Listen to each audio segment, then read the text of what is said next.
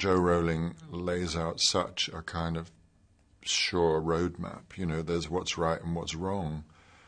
You know what he wears, sort of. You know what his hair is like. You're told that he never really raises his voice above. He doesn't really shout that much. So there are rules to playing it, and once you live inside those rules, and then you're as focused as he is.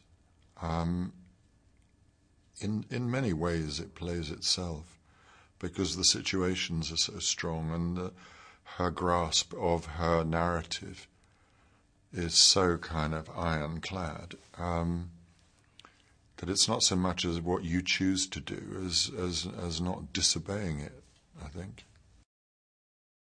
I'm in the same position as everybody else. You know, I would read the books as they came out and think, oh, right, okay. This is what happens now, is it? Fine. But you always knew there was an agenda. It was a question of what was that agenda going to turn out to be. That meant it's somebody who's very concentrated. You know that he lives a solitary kind of existence. You're not quite sure what the details of that are. But, he doesn't have much of a social life. And he's only got one set of clothes, clearly, which last quite well.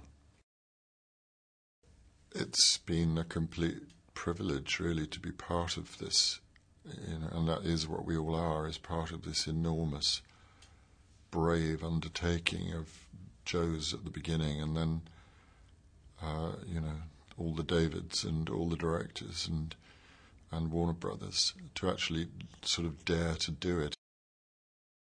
You know that your eye line has shifted year by year, because I started looking at them like this, and then I'm shrinking or they're growing.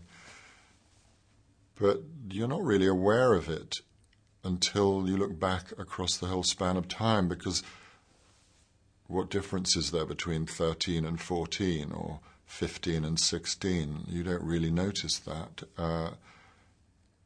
You know that they've got a little bit taller since a year ago and their voices changed a bit, but it isn't really until you get the shock horror of seeing a clip from the first film that you realize how vulnerable and small these people were. And now I'm looking at a situation where, certainly with Emma off at university and Dan dancing his way through a Broadway show 8 times a week, it's like the world has shifted. As a drama student or as a schoolboy, I was sitting up in the cheap seats watching Maggie Smith and Michael Gambon at the National Theatre. So to then find yourself working with them and them becoming friends, and of course Michael has the wickedest sense of humour, and Maggie is one of the wittiest people alive. I mean, I only regret that I didn't have a tape recorder or a notebook or could do shorthand, because priceless. That's why it's usually me laughing, because you can't compete with those two.